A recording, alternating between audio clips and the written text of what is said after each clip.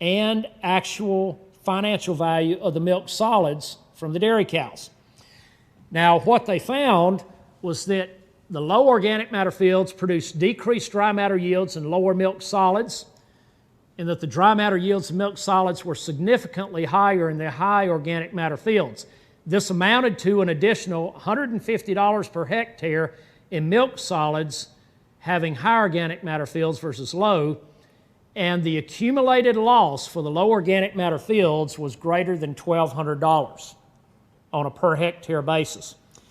At Iowa State University, at the Leopold Center for Sustainable Agriculture, they conducted a long-term study from 2003 to 2011, which in today's world is very rare in academia anymore, folks. In academia, just having been there, everybody now wants very quick studies. So having a multi-year study like this that runs close to a decade is almost unheard of. But what they did was they compared the standard 2-year corn-soybean rotation to a 3- and 4-year row crop livestock rotation worked in, again with the corn and soybeans. Their hypothesis was that cropping system diversification would promote ecosystems that would supplement and maybe even eventually displace synthetic external inputs, to be able to maintain adequate crop productivity. Now, this is a statement made by one of the authors of this study when it was published, that one of the key challenges of the 21st century is developing ways to produce sufficient amounts of food while protecting our environmental quality and economic well-being of our rural communities. Over the last half century, conventional approaches have relied heavily on manufactured fertilizers and pesticides to increase yields, and yes, we have, but we've also had some issues connected with that. So consequently, what the authors intended was to direct attention toward the development of crop production systems that would improve these efficiencies with more benign effects on the environment. So again, they looked at incorporating cocktail cover crop mixtures and livestock impact with the row crops in rotation, and they found that the livestock cover crop rotations were just as profitable as the 2-year crop rotations. Okay? They also found that weeds were very effectively managed to the point that they were able to reduce herbicide usage up to 88%.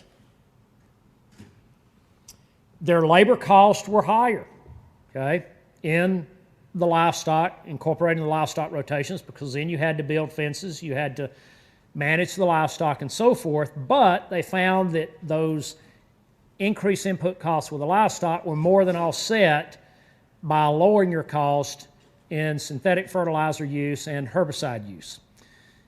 Weed control, they found, again, was significantly improved, and herbicide usage was 6 to 10 times lower. Another interesting factor that they found was that freshwater toxicity, incorporating some other practices, was 200 times lower using this type of rotation. Okay? Now I'm going to give you some results here from Gabe Brown up near Bismarck, North Dakota. There is a very active group up in that part of the country, and if you can actually Google Burleigh County Soil Conservation District, and go to that website, and it has an absolute wealth of data and information looking at being able to utilize various practices, build soil organic matter, build soil microbial populations, and so forth. Now, in utilizing practices and strategies that build soil organic matter and soil microbial populations, here's what they've been able to achieve on the Brown farm. They're in an area in North Dakota where the average corn yield runs about 120 bushels per acre. The average corn yield runs about 120 bushels per acre. Their yield last year, or in 2011, as they've built up, their organic matter and soil microbial populations was 159 bushels per acre. The value at that time was $6.48 a bushel. for a gross income per acre of just over $1,000. Their total input cost was $209. They were able to, he reduced fertilizer and other inputs greater than 90%. Greater than 90%. That's the power of soil microbes. Okay? So his total cost was around $210 per acre, and bottom line is that his cost to produce a bushel of corn was $1.32. $1.32. Okay? Same thing with wheat crop. Okay? Same type of situation, and the bottom line was that his cost to produce a bushel of wheat was down around $1.88 for a total return per bushel of $6.21. Now, if we look at forage dry matter yields at the same farm, same ranch, comparing high and low microbial activity fields, okay, they found, take a look at this. In the high microbial activity fields, dry matter production on pounds per acre of forage was 8,500 pounds compared to 2,500 pounds in the low microbial fields.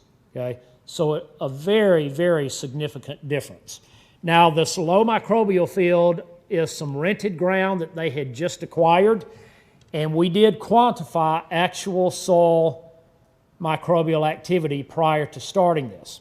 Okay? And again, this is just the same thing represented graphically. And this is what we did to quantify soil microbial activity. We looked at a phospholipid fatty acid analysis, okay, PLFAs. Now, every living organism, all membranes require PLFAs, okay, to function properly. So they're unique to living membranes. All right, so if you analyze this, you're identifying living organisms in the soil.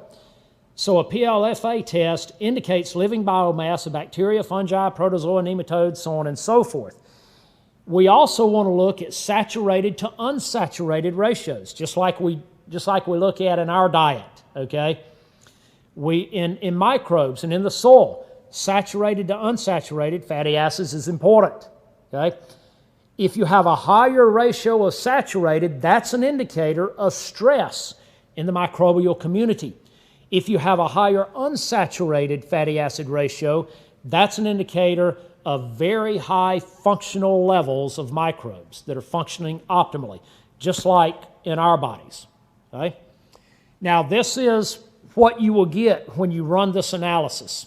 And I know this is a busy table, but I just wanted to put this up here to show the level of detail that we've gone through to very clearly identify our soil microbial population and the activity in that soil.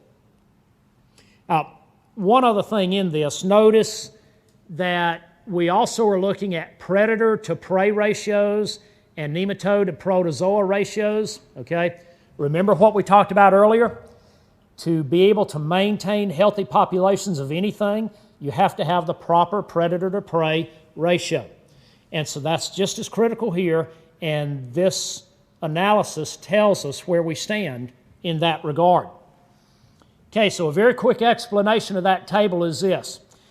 First of all, in that data, in that table, we had a large amount of PLFA. That tells us we had very high microbial populations with a lot of activity. We had an excellent saturated to unsaturated ratio, so that told us that the microbes were highly adapted to their environment and were actively exchanging nutrients. Okay?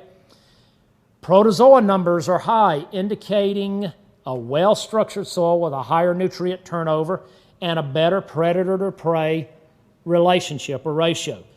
And what we noticed above the ground, and what he's noticed as they've been able to build on this farm, better organic matter and soil microbial populations, the wildlife population is getting stronger and stronger.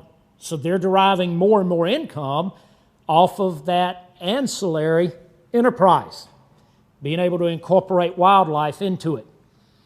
Okay, so soil microbials then give us the opportunity of enhancing plant health and stress tolerance, of increasing